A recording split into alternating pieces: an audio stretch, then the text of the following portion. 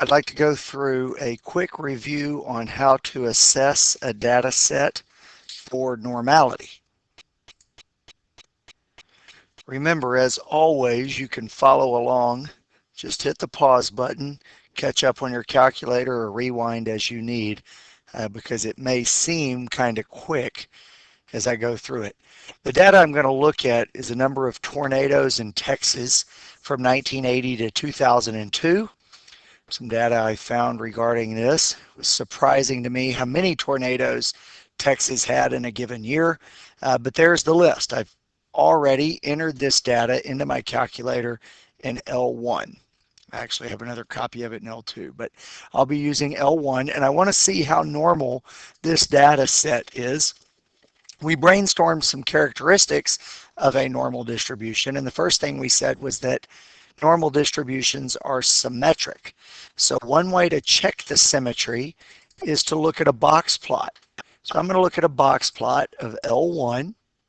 Pause if you need to see what I'm doing. It's a box plot of L1, and when I graph it, I get this. So the question I'm asking right here is it symmetric? If it is symmetric, then it's possible that it could be normally distributed. If it's not symmetric, then it's not normally distributed. And if it's close to symmetric, then it's perhaps reasonable to think that a more complete data set with much more data would be close to normal or approximately normal.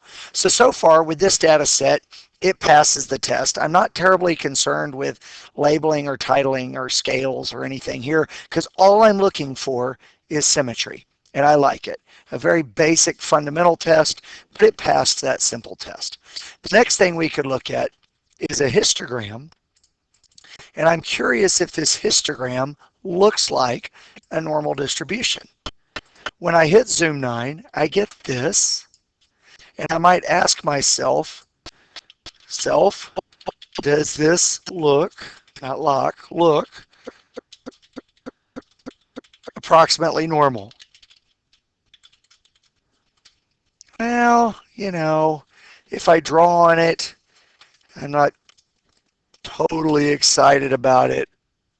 Like it to look like this, but then I think about it, and really it's just a couple of points over here that would be better off if they were over here. It's not a wildly different distribution. And in fact, I think there might be a slightly more rigorous test I could do. Let me move this here so we can see it. There might be a slightly more rigorous test, and that is to namely compare it to the 68, 95, 99, 7 rule. For some reason, my calculator doesn't want to go over there. And so what I'm going to do is trick my calculator into resizing these bins into a 68, 95, 99, 7 type scenario. So basically, I need to have these cut marks be at the mean, 1 standard deviation below the mean, 2 standard deviations below the mean. And watch closely, I'll go through it. You can rewind it if you need to see it again. The first thing I have to do is 1var stats. I need to do 1var stats on L1 so that my calculator calculates the mean and the standard deviation, 153.2 and 37.4. Now I'll go to my window, and I'm going to make the x min, the smallest value right here, x bar minus 4 standard deviations. You have to have calculated the x bar and the s of x first, but once I do that and move my cursor off of it, it calculates that point to be 3.5756. My x scale needs to be 1 standard deviation. So that's VAR's statistics number 3. Gives me an S of X. That's the one I'm using. Now you might decide later on you should have changed the X max or the Y min and max, but really that's not a big deal. Now instead of hitting zoom 9 at this point, I'm going to hit graph. Here's the graph I get. This right here where my cursor is, that's the mean. So this is 1 standard deviation below the mean, 2 standard deviations below the mean, 3 standard deviations below the mean. So when I hit trace, I can see right here that there are 0 things in that interval that started at 3.57 and it counted up by 1 standard deviation. And as I go through, I see that in each of these intervals, I have 0, 0, 4, 6, 10, and 3. So this is 0, 0, 4, 6, 10, 3, and then it's 0 over there as well. Now what I want to do is count how many points are within 1 standard deviation of the mean. Well, this is 16 out of, count them up real fast, 23. Then here I have 23 out of 23 within 2 standard deviations. And then when I go 3 standard deviations, I get 23 out of 23. Now, if you can do those in your head, that's great. I can do these last 2 in my head, but this other one I'll use my calculator for to get 16 divided by 23, 69.56.